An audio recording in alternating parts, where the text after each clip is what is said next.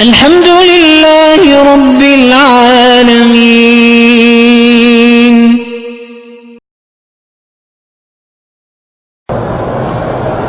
کہتے ہیں جی کہ ایک عورت ہے، اس کو جن ہے، اس کے جسم میں جن آ جاتے ہیں، جو بھی دعا منگواتی ہے پوری ہو جاتی، یعنی جن کی دعا پوری ہوتی ہے، بندے کی نہیں ہوتی۔ ماشاءاللہ دیکھو نا کیسے جب اللہ عقل چھین لے تو پھر یہی ہوتا ہے کہ اللہ کے بجائے پھر بتوں کے دروازے پہ جھکتا ہے۔ اس میں جن آ جاتا ہے، اس لیے دعا قبول، یعنی جنوں کی دعا خدا سنتا ہے، انسانوں کی نہیں سنتا۔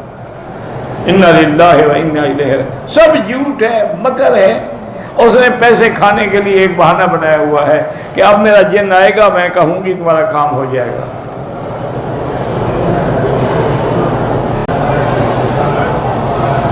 کہتے ہیں جی مسلمان کا جھوٹا کھانا جو ہے، ہاں بالکل حدیث میں ہے کہ جو بچا ہوا مسلمان بھائی کا کھا لیا کرو، اس میں شفا ہوتی ہے۔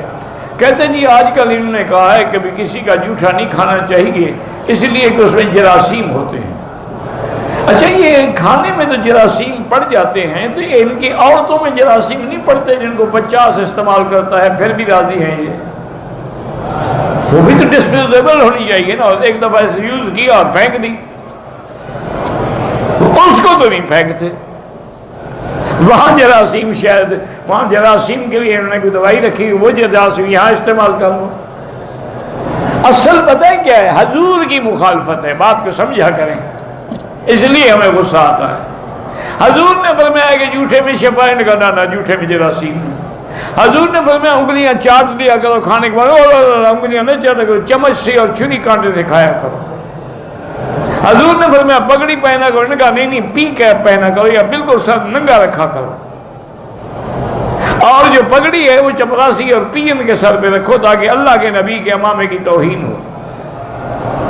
انہوں نے ہر بات میں میرے مدنی کی حضور نے فرمایا دائیں ہاتھ سے کہو، نے کہا نہیں بائیں ہاتھ سے کہو، استنجا بھی اسی سے کرو، کھانا بھی اسی سے کھاؤ۔